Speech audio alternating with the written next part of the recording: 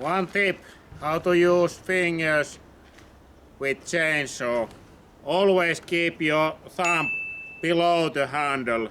It's much more easier to control the chainsaw. You don't have to squeeze so hard. Not like this, but like this.